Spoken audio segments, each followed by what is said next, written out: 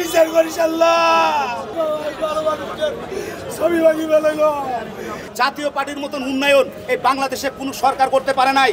এই দেশটা নৈরাজ্য হয়ে গেছে, এই দেশটা একটা শান্তি ফিরিয়ে আসুক। আমরা শান্তিপ্রিয় মানুষ, বাংলাদেশের মানুষ, আমরা শান্তিতে বসবাস করতেছি। একজন ভালো মানুষ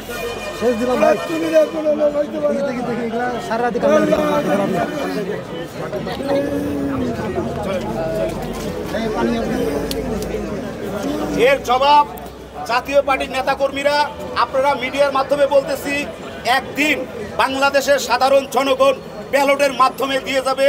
এইটা আপনাদের সামনে প্রতিজ্ঞা করে গেলাম। কারণ জাতীয় পার্টির মতন উন্নয়ন এই বাংলাদেশে কোনো সরকার করতে পারে নাই। আজকে যারা এই মব করতে আসছে তাদের কোনো অবদান নাই, তাদের সন্ত্রাসী মব ছাড়া কোনো অবদান এই দেশে নাই। যারা করতেছে, কারা করে, কারা করতেছে, যারা মব করতেছে তারা, ঠিক আছে, যারা মব করে, ঠিক আছে, এরা আপনারা দেখছেন, এরা করছে, আমরাও দেখি না।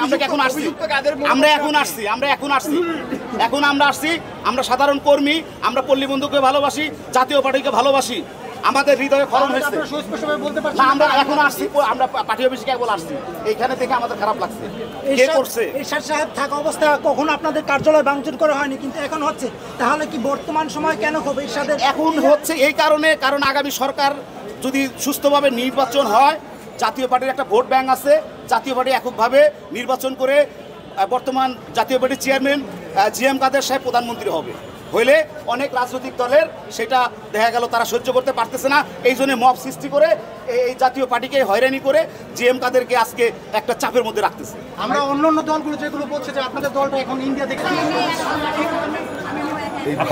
পদে রয়েছেন, আপনার পদ? আমার কোনো পদ নেই, আমরা রংপুরের সাধারণ মানুষ কর্মী। আমরা দেখছিলাম যে আপনি একটু আগে কান্না করছিলেন, মূলত আমরা এরশাদকে ভালোবাসি, আমরা এরশাদ ভক্ত লোক। তারা যখন হামলা করছিল তখন আসলে আপনারা কোথায় ছিলেন? আমি ভয়ে আমি দৌড়ে গেছি, কয়েকটা ছেলেমেলে শুরু করছে, তারপরে লোকজন আসছে। পুলিশ না থাকলে তো শেষে করে দিত, পুলিশ না আসলে জ্বালে দিত।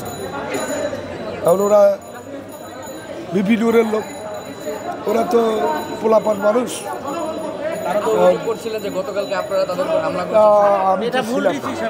আমরা তো ছিলাম না, দেখতে আসছি। আগে কি হয়েছে আমি জানি না, আজকে শুনছি আমি, কালকে ভাঙছে, আজকে দেখার জন্য আসি, দেখলাম।